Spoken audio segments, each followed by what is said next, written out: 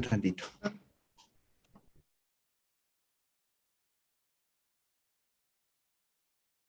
¿Cómo han estado en su casa?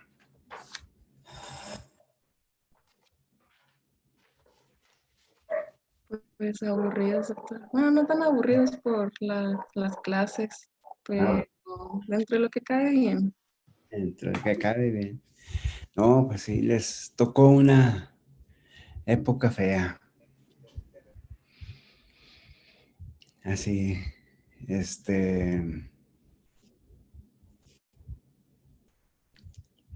cuando anden sin qué hacer, los que no lo hayan hecho, ¿verdad? Y los que no, pues es buen tiempo para volver a leer el libro de El amor en los tiempos del cólera.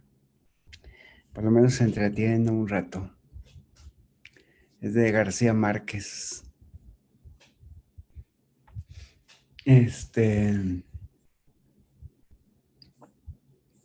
Bueno, ya somos 9.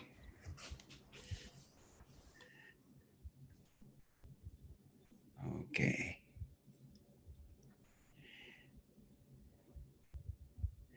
Ya veo que tienen todo su foto en la...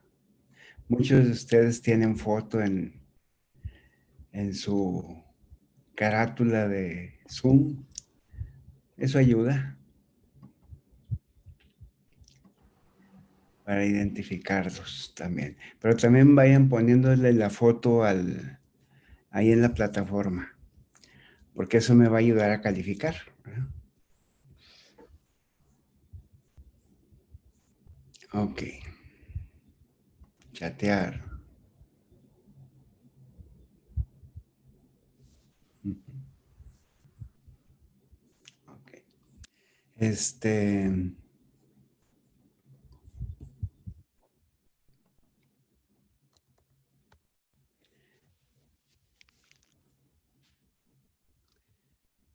Bueno, ya estamos un buen número.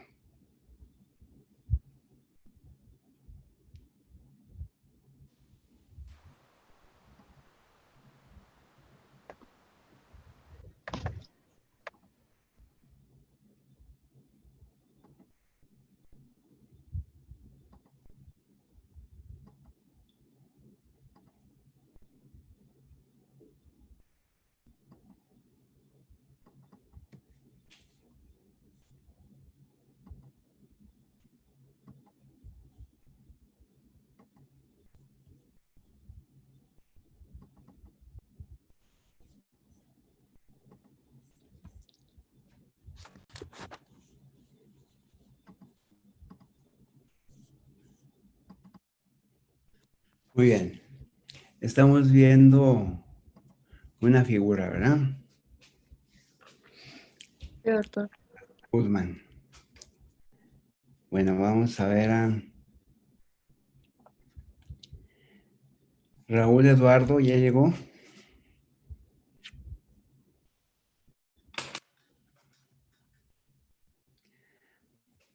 Creo que se equivocó. Lista. Ah, estoy en el C. Ahora sí, ya. Vamos acá con Mario Israel.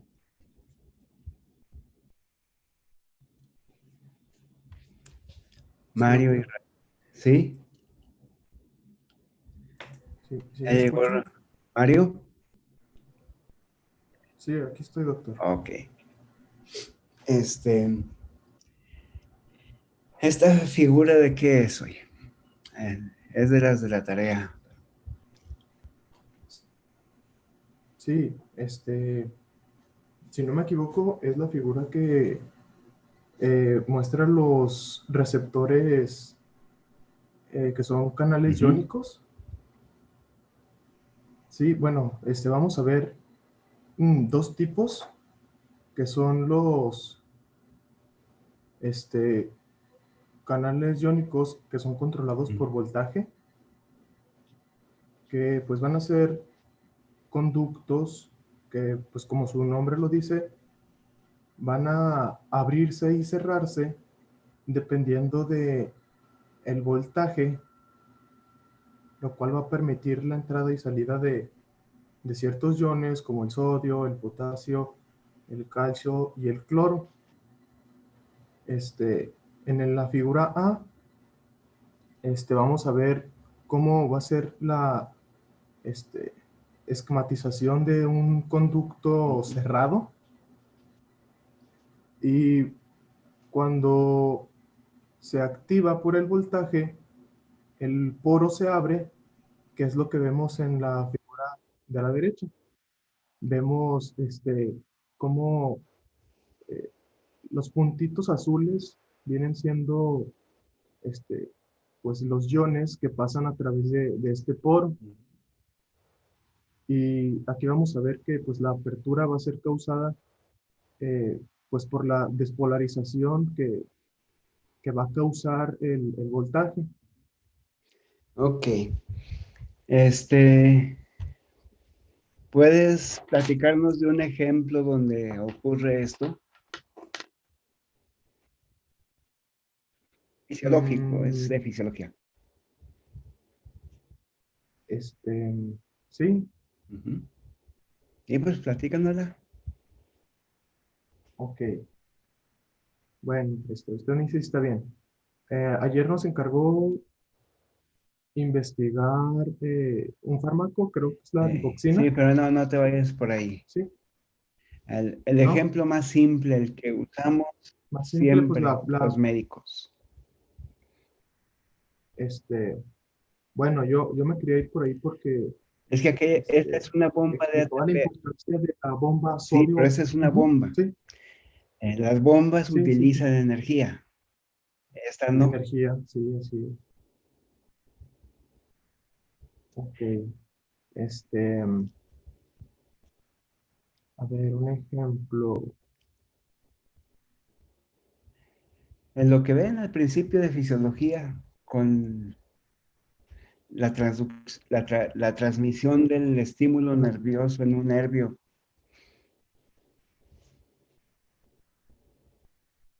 Por ejemplo, en el nervio Bueno, ciático. sí, sí, sí. Bueno, no sé si a lo que se refiere es que, pues para que ocurra la sinapsis, va a haber un estímulo eléctrico que va a recorrer la membrana del el cuerpo Ujú. neuronal y la electricidad va abriendo canales. Estos canales permiten la entrada de calcio y el calcio va a ayudar al rompimiento de las vesículas que se encuentran llenas de neurotransmisor, facilitando así la liberación de estos. Ok, te fuiste por el lado de la em, bueno, de la liberación de neurotransmisores. Es es de los más Ujú. rebuscados. Generalmente el más sencillo Ah, que ven en fisiología es el de, por ejemplo, el del nervio ciático, donde sí le llega, se despolariza en el cuerpo neuronal, en la médula espinal, pero luego por el axón se va transmitiendo la corriente de despolarización. Y lo que hace que se siga despolarizando la membrana es precisamente, a ver, es que en esta, como lo estoy viendo en PDF, no les queda más que vean la flechita. Entonces, al, des- al haber una despolarización, se mete el sodio y eso hace que corra la despolarización, que se siga despolarizando. Entonces, esa es la forma como, claro, como el ciático es un nervio mielínico, tiene el flujo saltatorio, o sea, acuérdense de que las vainas de mielina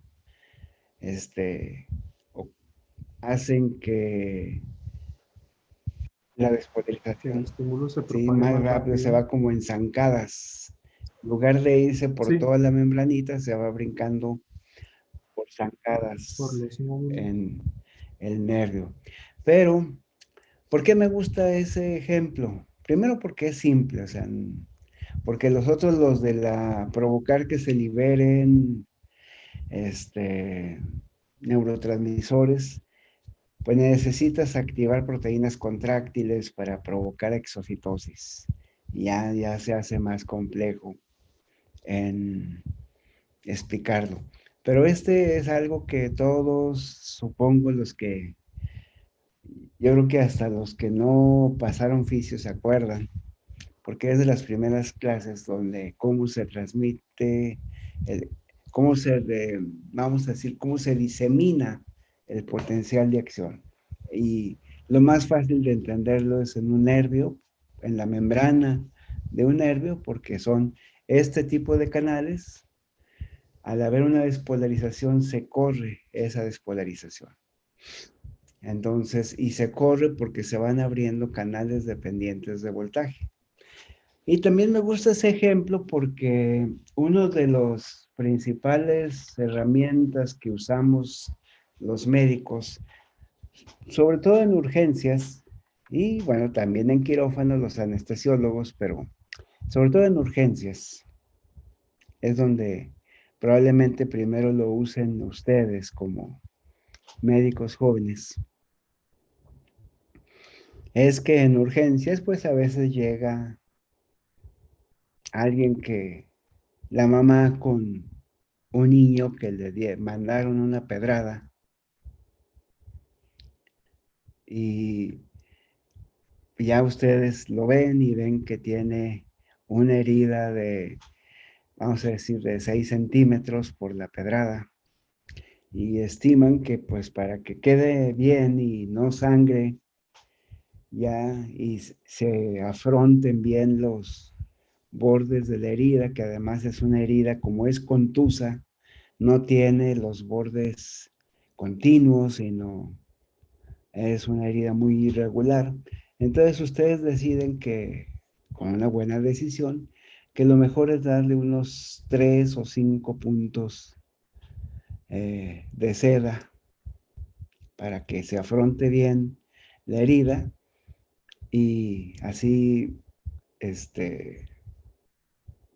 se cicatrice en forma más rápida esa herida.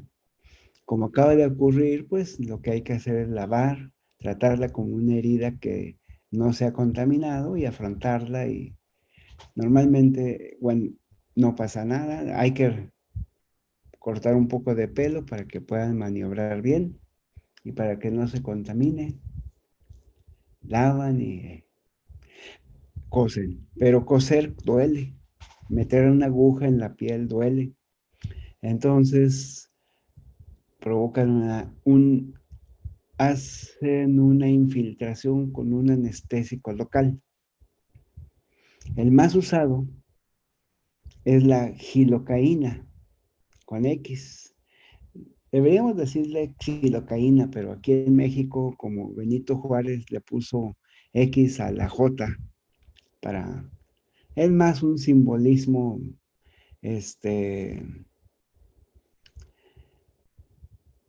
ateo, bueno, más que ateo es él le pertenecía a una secta, que ahorita no me acuerdo del nombre, pero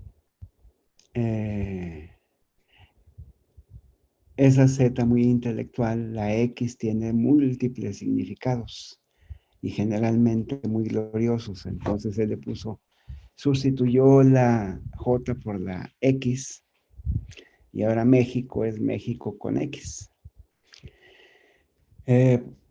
Entonces, por eso le dicen gilocaína, pero en realidad debería llamarse xilocaína. Y la xilocaína lo que hace es que este poro, como le dices tú, aquí se enclava la gilocaína, aquí. Entonces, al llegar la corriente de despolarización, sigue enclavada y no puede haber el flujo de iones. Entonces se corta el corrimiento de la despolarización. se bloquea la despolarización porque este receptor está bloqueado por la gilocaína que se atraviesa aquí y no puede ocurrir el flujo de iones. Y entonces ocurre la anestesia local.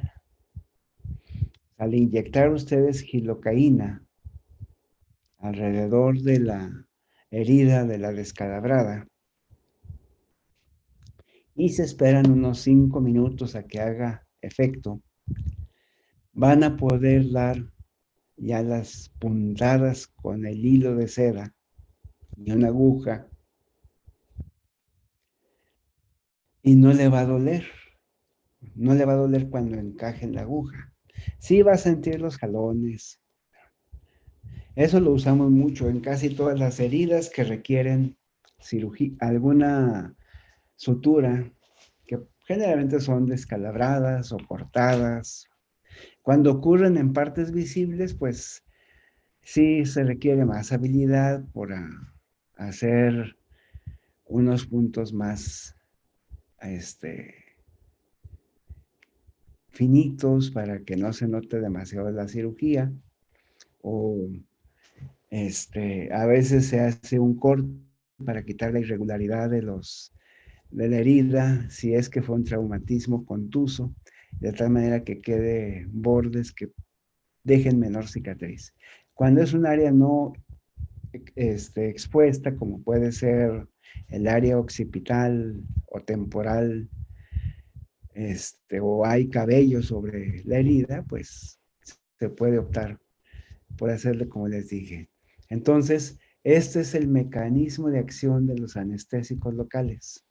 También hay otros fármacos. Por ejemplo, para la hipertensión van a haber algunos fármacos que son bloqueadores de canales de calcio, que tiene que ver con el ejemplo que me quería decir. A ver, déjame ver. Israel. Israel, aquí está. Entonces ese es este. ¿Y el B, Israel? Sí, el B es un poco diferente. Son en este caso conductos que van a estar controlados por un ligando. Es decir, ya no se van a abrir ni a cerrar dependiendo de la carga eléctrica, sino de moléculas externas. Por ejemplo, creo que la imagen mostraba un receptor del sistema nervioso, porque dice que es donde más se encuentran este tipo de conductos. Incluso en la figura de en medio, vemos que en la punta de el conducto hay una bolita que dice que es acetilcolina. Ujú. Esto es de los principales neurotransmisores. Este, y bueno, pues aquí va a ser la Constitución, nos muestra la Constitución, que dice que va a ser un, ¿cómo explicarlo? Bueno, son como cinco dominios o cinco partes que se explica en la última figura. Va a Ujú. ser 2 alfa, subunidades 2 alfa, una beta, una delta y una gamma. Y cada una de estas subunidades va a tener 4 hélices, que son los conductos que vemos al principio, los que Ujú. son uno rosita, uno azul y otros 2 rositas. A ver, Y entonces, eso es la parte molecular y bioquímica del receptor. Pero la diferencia, pues, la principal diferencia de este con el de arriba, ¿cuál es? mm, pues, ¿cómo va a ser el funcionamiento de su apertura? Ujú. Estos se van a abrir cuando tienen contacto con una, este, ¿cómo decirlo? Con una molécula externa, y pues los conductos por voltaje es hasta que los sensores del voltaje reciben la variación. Sí, los dos van a provocar despolarización. Ujú. Nada más que el de arriba se abre por el mismo cambio de voltaje de la despolarización. Es, por ejemplo, lo que ocurre. ah, ¿Alguno de ustedes ha jugado ¿cómo se llama? Eh, a lo mejor están muy chiquitos todavía, pero en los bares, en los antros, en las cantinas, a veces hay gente que va y les propone jugar un juego de reto. Ahora están de moda los retos, donde se agarran, son dos electrodos, generalmente son de aluminio, y luego les van subiendo ahí la corriente eléctrica, está conectada a una pila y un controlador eléctrico, y les van subiendo la pila y van recibiendo voltaje en los electrodos que agarraron en la mano. Y es así como para demostrar quién es el más machín de todos, o la más machina, porque ahora también las mujeres se ponen a jugarlo y se retuercen y todo, pero ahí la despolarización está causando la corriente eléctrica. No hay una despolarización inicial, sino es la corriente eléctrica que están recibiendo, está provocando la despolarización y está provocando ese flujo de iones. Es lo que hace que, aunque los electrodos, primero, ¿sí han jugado algunos de ustedes ese juego? Sí, doctor. Ah, qué bueno. Sí, doctor. Después no me van a entender. Entonces, aunque ustedes agarren el electrodo con las manos, van a sentir toda la contractura en todo por lo menos hasta el codo, en todos los músculos, por lo menos hasta el codo. Y hay unos que lo sienten hasta el bíceps y el tríceps, generalmente con los voltajes más altos. Y se contraen los músculos porque se despolarizan los nervios motores. Entonces, pero esto es, si se fijan, pura voltaje lo que está trabajando, y esto es ligando. Aquí hay varios. Aquí el ejemplo que les pone el libro es el de la acetilcolina, que es el primero que se ve en fisiología. Pero este ocurre también con, por ejemplo, con el cloro. Aquí, nada más que aquí se une, no es la acetilcolina, sino es el GABA. Entonces hay varios receptores. A los dos tipos de receptores, al A y al B, como trabajan es permitiendo el paso o no permitiendo el paso de iones. Se le llama receptores ionotrópicos o ionotróficos, ¿verdad? Entonces, esto es los receptores que mueven iones y son ionotróficos. Muy bien. Vamos a ver. Um,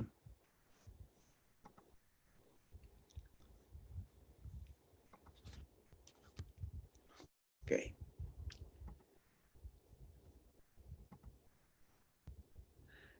Ahora vamos a ver esta.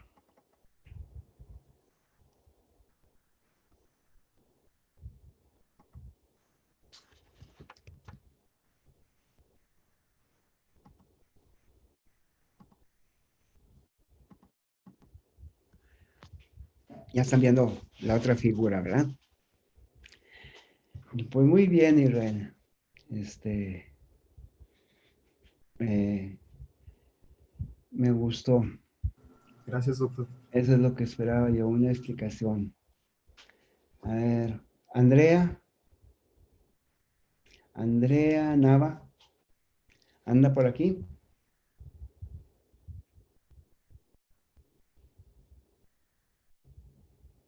¿No? Este, A ver, tú eres... Ah, no, perdón.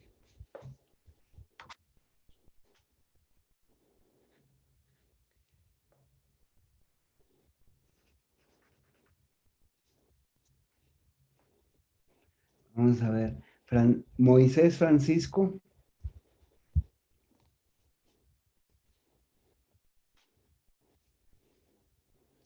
Ahora Sí, soy trae- yo, doctor. Ah, aquí estás. Ah, ya iba a pensar que Tino el día de hoy. Entonces, Moisés Alvarado García. Doctor, Mándame. me acaba de mandar mensaje a Andrea que se le fue su internet, que apenas se está volviendo a conectar con Megas. Bueno, a ver, pues es muy poco lo que yo puedo hacer, ¿verdad? Entonces, volvemos contigo, Moisés. ¿Dónde estás? ¿Ya se te fue el internet también? ¿Moisés? Sí, aquí estoy, doctor. Ah, ok. Pues a ti te tocó esta. ¿Esta de qué habla? Es lo que, porque esta venía en las tareas. ¿Qué es lo que pusiste en la tarea? O lo que quieras decir. Pero puedes apoyarte en lo que hiciste de tarea.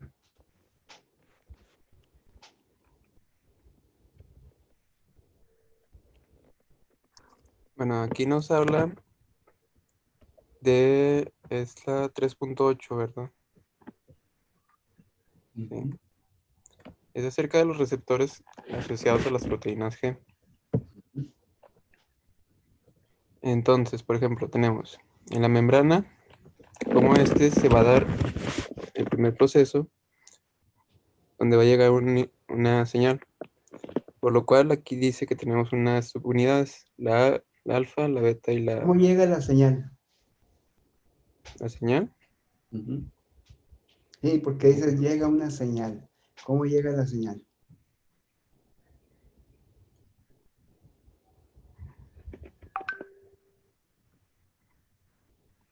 Por parte de un neurotransmisor. Ujú. Ahí en esa imagen, ¿cuál sería la señal? En la imagen, en el panel A de esta imagen. Imagina,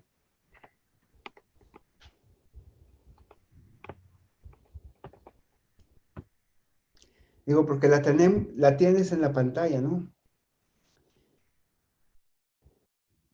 sí, es que se está medio cortando el internet. Oh, pues,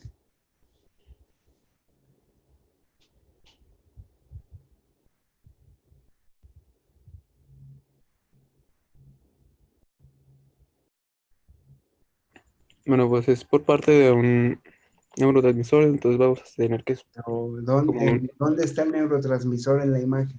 ah, pues aquí no se puede mostrar como tal.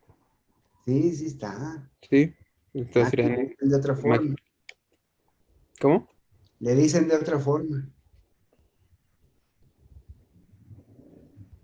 Podría ser la bolita, la verde, la que está ahí, la que dice L, Ándele. Que esa bolita dice L. ¿Por qué dirá L? de ligando. De ligando. Sí, porque no siempre es un neurotransmisor. Por eso quería yo insistir en lo del ligando. Porque a veces son pequeñas hormonas. De, o sea, hormonas locales, o hormonas generales. Entonces, no necesariamente esto es un neurotransmisor. O sea, el neurotransmisor es algo que libera para transmitir un mensaje un nervio, por eso es neuro. Pero, por ejemplo, hay veces que alguna célula libera un ligando para que manda la señal a una célula cercana, pero no viene de un nervio, viene de otra célula no nerviosa. Entonces, Por eso es que mejor le ponemos la palabra ligando. Entonces el ligando viene aquí en la bolita verde y se une a esta, vamos a decir, Son nasas intracelulares, ¿no? sí, es una serie es una proteína grande, o sea, la clase de bioquímica de proteínas que ustedes vieron hablaban de estructuración primaria, secundaria, terciaria y cuaternaria. Estas son macroproteínas, son grandes proteínas. Entonces, generalmente lo que nos muestran aquí es la estructuración cuaternaria. Pero aquí lo importante es que es una proteína grande que tiene dominios intermembranales y dominios extracelulares y dominios intracelulares. Entonces se une al receptor. ¿Y luego qué hace el receptor? Ya, síguele. Vamos a dejar ya. Es una proteína grandota y que está en la membrana. Atraviesa toda la membrana. Entonces, por dentro de la membrana, y cuando llega el ligando, ¿qué hace la proteína? Pues por ejemplo aquí nos menciona de unión de ligando. Entonces, como tenemos el GDP, va a generar una estimulación y ya después va a pasar un proceso donde vamos a obtener el GTP, donde el complejo, donde está el alfa, el beta y el gamma,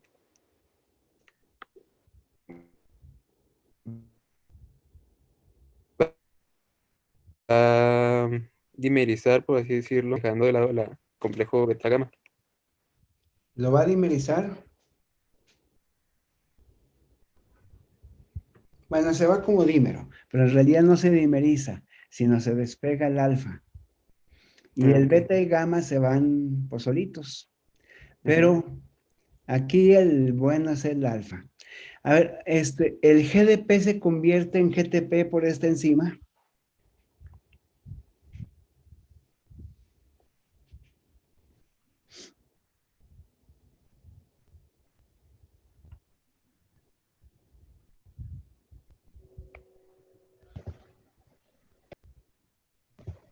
¿Es pregunta general o ya sigue con No, Fran? pues primero ella lleva mano, pues, porque si ya no contesta, pues ya le bajo calificación.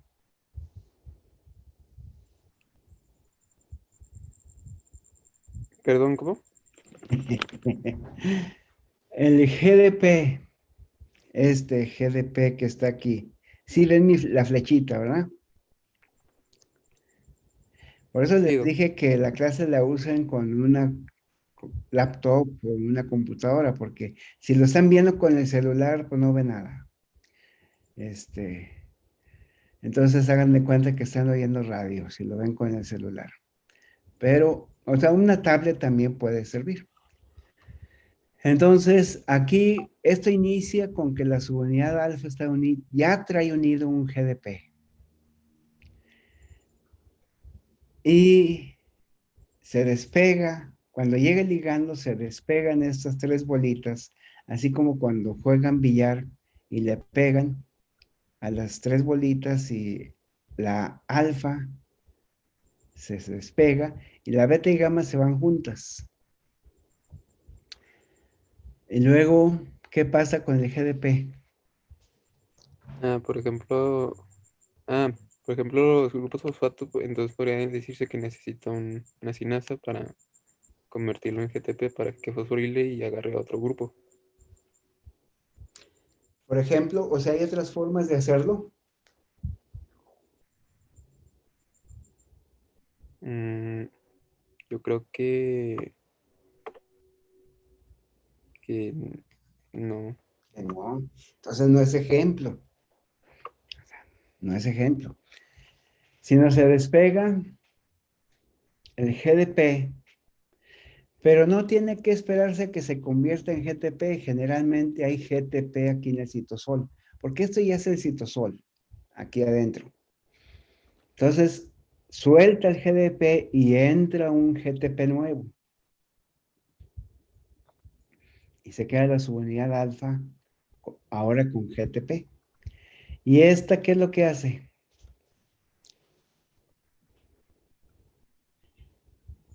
Esa, la GTP. Ujú.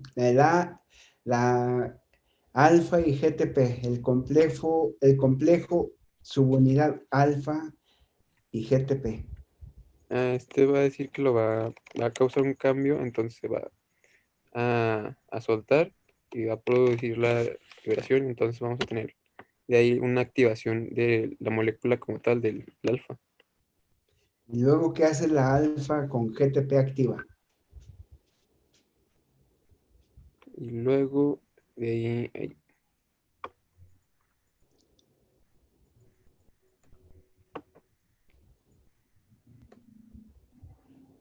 y de ahí activaría la proteína G. No, la proteína G es esta.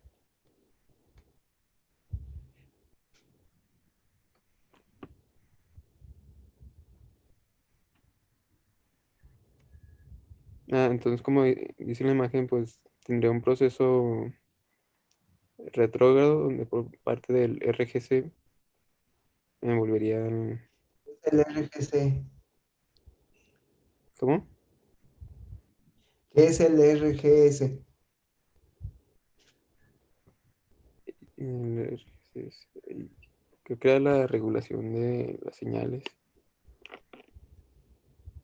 para la proteína G. O sea, regula.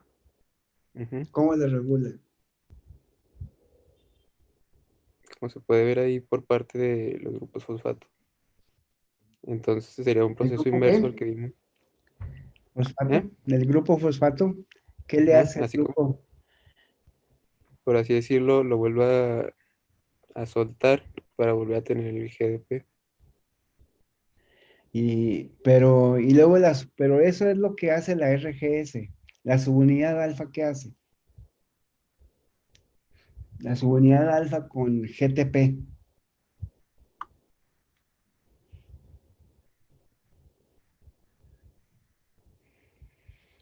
Ujú. Pues podría decirse que abre los canales, ¿no? Después de que lo mantiene activo. ¿Y cómo los abre?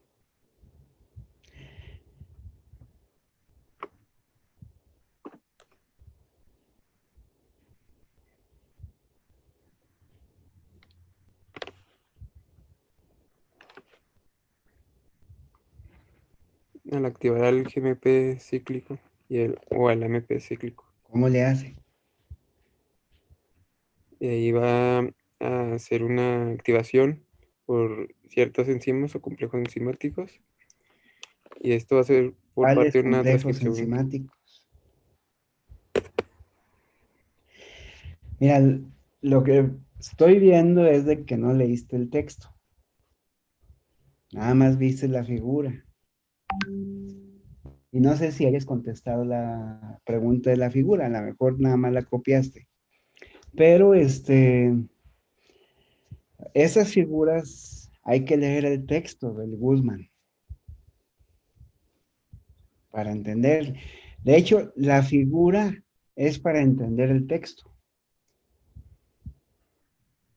O sea, el Guzmán, el libro, el que escribió ese capítulo del libro, él pensó en hacer estas figuras para poder que el estudiante pueda entender lo que él está explicando en el texto. Entonces, pero si quieres entenderle a la pura figura y con eso entender todo, en cuestiones que son más o menos complejas como este tipo de receptores, pues no te va a bastar, o sea, tienes que leer la teoría que viene en el texto. Porque de hecho lo que te estoy preguntando es lo que está pasando acá, pero hay que saberle. O sea, esta subunidad alfa se une con un efector. Ese efector puede ser AC. La pregunta sería, bueno, más bien el efector todavía no es el adenil ciclasa. El efector generalmente es una proteína sinasa, que en el caso estos dos primeros es una proteína sinasa A, que luego esa va a activar a la adenilciclasa. Pero es este efecto. Es un efecto muy indirecto. Si se fijan, esta proteína G, primero tiene que haber un reacomodo para que se despeguen el GDP, entra el GTP y al provocar esto se despegan la alfa y la beta y gamma. Y estos van y modulan efectores. Y aquí lo que tenías tú que tener muy claro es que en esta de modulación de efectores es lo que está aquí abajo. Entonces aquí hay por subunidades alfa GTP o por subunidades beta gamma. O sea, las dos pueden actuar. Las subunidades beta gamma casi siempre se unen a algún tipo de receptores asociados al ligando o otro tipo de efectores, por ejemplo, los de inositol 3-fosfato o conductos de potasio o de calcio. Y la alfa se une ya sea o a adenilciclasa o a fosfolipasa C. Aquí participan otras dos proteínas, pero eso, si seguimos lo principal que son estas líneas, no es, las flechas negras, no hace falta mucho saber de esto. Pero eso es lo importante. ¿Por qué? Porque las proteínas G generalmente se clasifican según el tipo de subunidad alfa.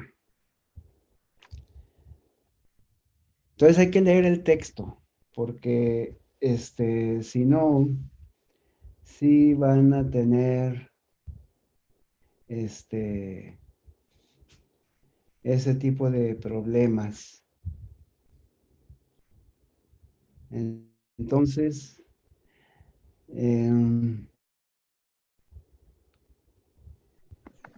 a ver, ¿tú quién fuiste? Francisco Alvarado. ¿Cómo? Francisco P. Francisco Alvarado. Alvarado. Ándale, sí, acá está.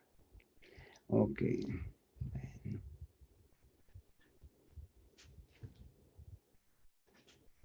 Bueno. Ok.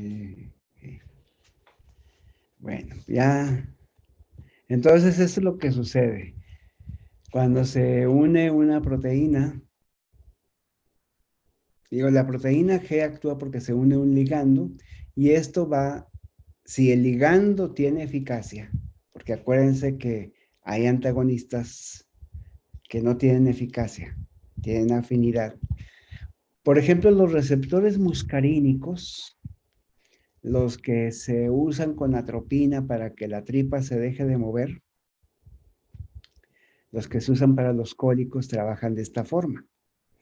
Entonces la atropina llega, se une al receptor, ya no deja que se una la acetilcolina, que sería el ligando normal, sería la acetilcolina. Pero se une la atropina, ya no se une la acetilcolina y no pasa esto. Pero si se une la acetilcolina, entonces, que es el agonista, o sea, ese sí va a tener eficacia, va a provocar que la subunidad alfa suelte al GDP entre GTP nuevo y entonces se separan. La beta y gamma se va por su lado y la alfa se va por su lado. La alfa se va generalmente con una proteína sinasa A o proteína sinasa C. ¿De qué depende que se vaya con una o con otra? Pues del tipo de efector con el que vaya. La proteína sinasa A se va con la adenilciclasa, que es la que sintetiza el AMP cíclico. Yo les avisé que para entender farmacología había que recordarse de bioquímica. Esto es algo que ustedes vieron en bioquímica, que es lo de segundos mensajeros. Entonces, al unirse con la adenilciclasa, todavía hay dos posibilidades. En el caso de la atropina, lo que hace es que la va a estimular. Entonces, la subunidad alfa es una subunidad GS.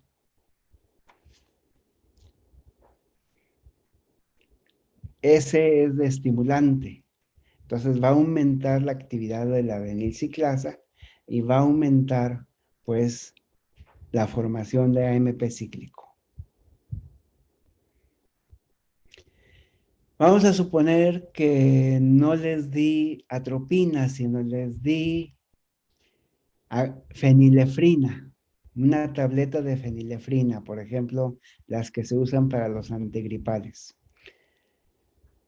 Los antigripales, pues básicamente se usan para producir vasoconstricción nasal, pero tienen un efecto en el intestino, que no es el que buscamos, es un efecto colateral. Y ese efecto es que inhibe la motilidad intestinal. ¿Por qué? Porque hace lo mismo, se une con receptores, nada más que esos son adrenérgicos alfa, y libera, hasta provoca lo mismo que se liberan las subunidades alfa y beta y gamma, pero la subunidad alfa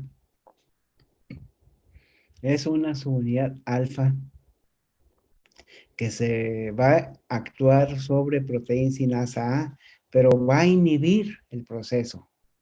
O sea, va a hacer que disminuya la actividad de la adenilciclasa. Por eso esta se llama GI, de inhibición.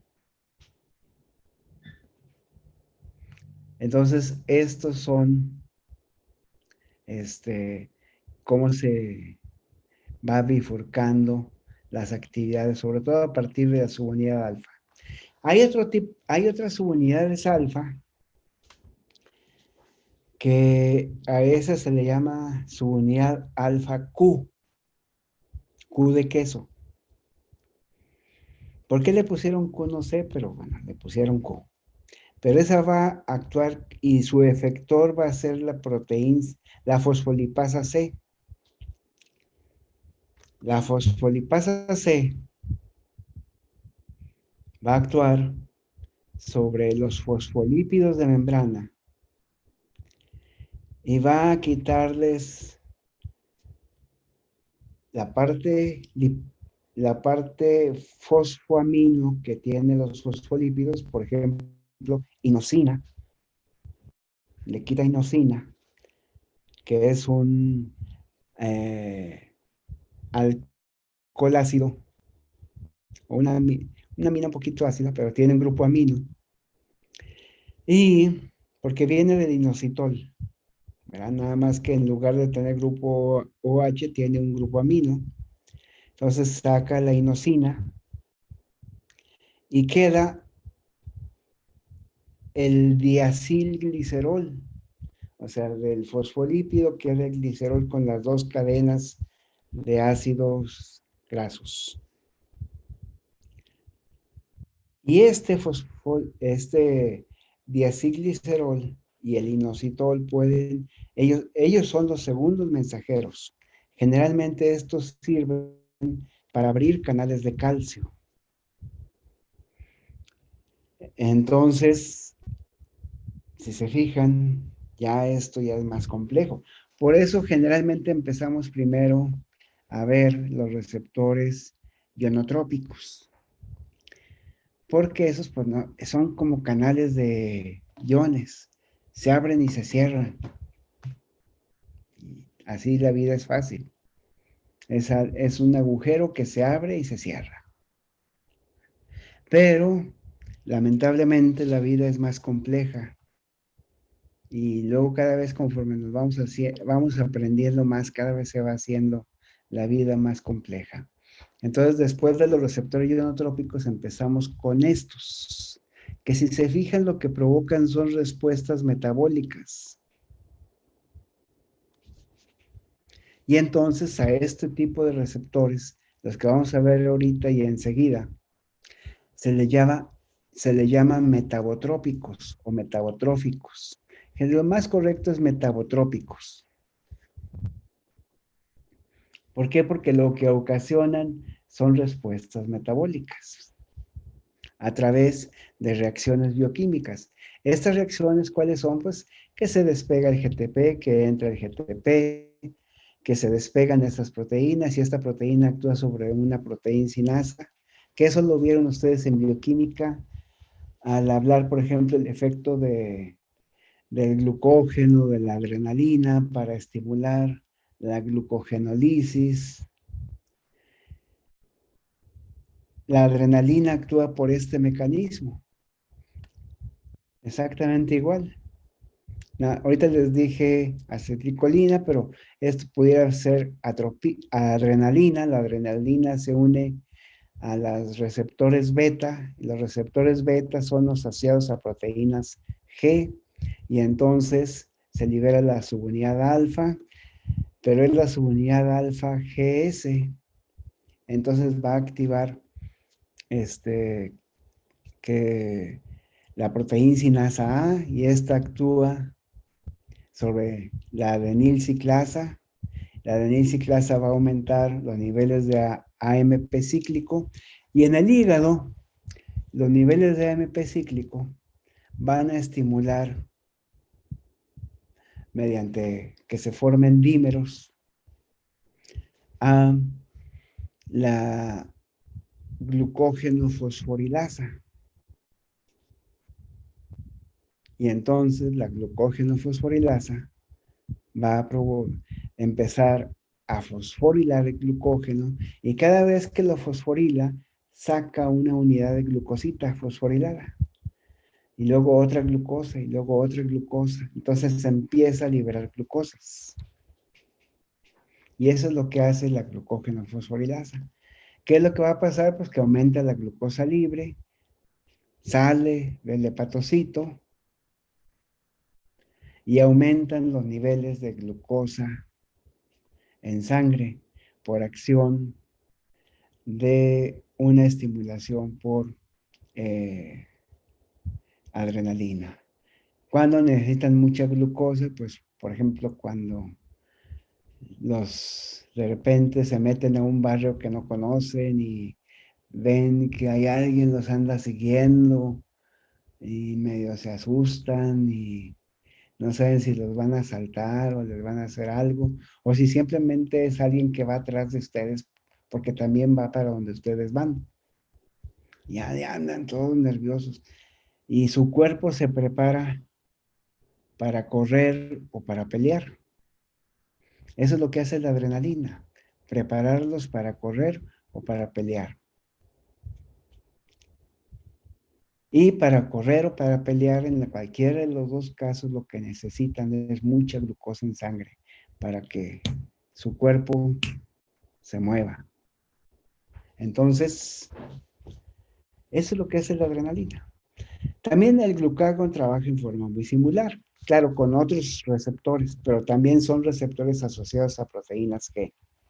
Entonces, fíjense, ya les dije, los receptores muscarínicos, los receptores adrenérgicos alfa, los receptores adrenérgicos beta, todos esos son receptores asociados a proteínas G.